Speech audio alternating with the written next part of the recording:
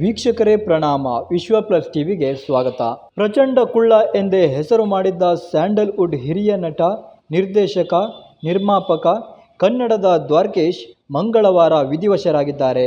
ವಯೋಸಹಜ ಕಾಯಿಲೆಯಿಂದ ಬಳಲುತ್ತಿದ್ದ ದ್ವಾರಕೀಶ್ ಇವರ ಸಾವು ಕನ್ನಡದ ಚಲನಚಿತ್ರರಂಗಕ್ಕೆ ಹಾಗೂ ಕನ್ನಡಿಗರಿಗೆ ತುಂಬಲಾರದ ನಷ್ಟ, ನೋವುಂಟು ಮಾಡಿದೆ. ಇಂದು ಬೆಳಗ್ಗೆ ಕಾಫಿ ಕುಡಿದು ಮಲಗಿದ್ದ ದ್ವಾರಕೀಶ್ ಮೇಲೆ ಏಳಲೇ ಇಲ್ಲ.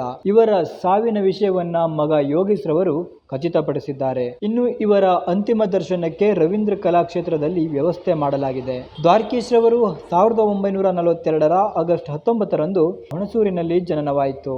ಇವರ ಮೂಲ ಹೆಸರು ಬಂಗಲೆ ಚಾಮರಾವ್ ದ್ವಾರಕನಾಥ್. 1963ರಲ್ಲಿ ವ್ಯಾಪಾರವನ್ನ ಬಿಟ್ಟು ನಟನೆಯ ಕಡೆ ಮುಖ ಮಾಡಿದ್ದರು.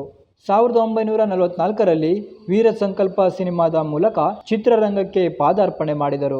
ಇವರು ಗುರು ರಾಘವೇಂದ್ರ ಸ್ವಾಮಿಗಳ ಅಪ್ಪಟ ಭಕ್ತರು. ಇವರ ಇಡೀ ಚಿತ್ರರಂಗದ ಬದುಕಿನಲ್ಲಿ 300ಕ್ಕೂ ಹೆಚ್ಚು ಚಿತ್ರಗಳಲ್ಲಿ ನಟನಾಗಿ, ಹಾಸ್ಯ ಕಲಾವಿದರಾಗಿ, ಪೋಷಕ ನಟನಾಗಿ ಅಭಿನಯಿಸಿದ್ದಾರೆ. ಸಿಂಗಾಪುರದಲ್ಲಿ ರಾಜಕುಳ್ಳ ಸಿನಿಮಾ ವಿದೇಶದಲ್ಲಿ ಚಿತ್ರೀಕರಣಗೊಂಡ ಮೊದಲ ಸಿನಿಮಾ. ನೀ ಬರೆದ ಕಾದಂಬರಿ, ಮಮತೆಯ ಬಂಧನ, ನ್ಯಾಯ ಎಲ್ಲಿದೆ, ಕಿಟ್ಟು ಪುಟ್ಟು, ಪ್ರಚಂಡ ಕುಳ್ಳ, ಗೆದ್ದ ಮಗ, ಪ್ರೀತಿ ಮಾಡು, ತಮಾಷೆ ನೋಡು, Mankutimma, Amma I love you, police Papanna, Charulathe, Devaru Kotta ತಂಗಿ, ಲಗ್ನ ಪತ್ರಿಕೆ, ಪ್ರೊಫೆಸರ್ ಹುಚ್ಚರಾಯ, ಮಗ ಮೊಮ್ಮಗ, ನಂದಗೋಕುಲ, ತಾಯಿ ದೇವರು, ಮಕ್ಕಳ ಭಾಗ್ಯ, ಗುರು ಶಿಷ್ಯರು, ಆಫ್ರಿಕಾದಲ್ಲಿ ಶೀಲಾ, ಆಪ್ತಮಿತ್ರ, ಡ್ಯಾನ್ಸ್ ರಾಜ ಡ್ಯಾನ್ಸ್, ಶ್ರುತಿ ಹಾಕಿದ ಹೆಜ್ಜೆ, ಮೇಯರ್ ಮುತ್ತಣ್ಣ, ಹೀಗೆ ಹಲವಾರು ಸಿನಿಮಾಗಳನ್ನು ಚಿತ್ರರಂಗಕ್ಕೆ ನೀಡಿದ್ದಾರೆ.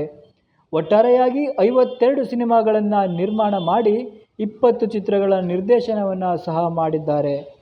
ವಿಷ್ಣುವರ್ಧನ್, ರಾಜ್ಕುಮಾರ್, ಶಂಕರ್ ನಾಗ್, ದೊಡ್ಡಣ್ಣ ಇನ್ನೂ ಹಲವಾರು ನಟರ ಜೊತೆ ನಟಿಸಿದ್ದಾರೆ. ರಜನಿಕಾಂತ್ ರವರಿಗೆ ಇವರು 3 ಸಿನಿಮಾಗಳನ್ನು ನಿರ್ಮಿಸಿದ್ದಾರೆ. ದ್ವಾರಕೀಶ್ ನಿರ್ಮಿಸಿದ ಕೊನೆಯ ಸಿನಿಮಾ ಚೌಕ. 2007ರಲ್ಲಿ ಇವರಿಗೆ ಜೀವಮಾನ ಸಾಧನೆ ಪ್ರಶಸ್ತಿ ಗೌರವ ಸಿಕ್ಕಿದೆ.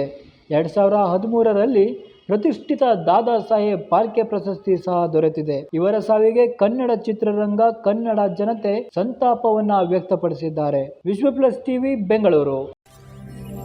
ವಿಶ್ವ ಪ್ಲಸ್, ಜನಹಿತಕ್ಕಿದು ಜ್ಞಾನದ ಜಾಲ.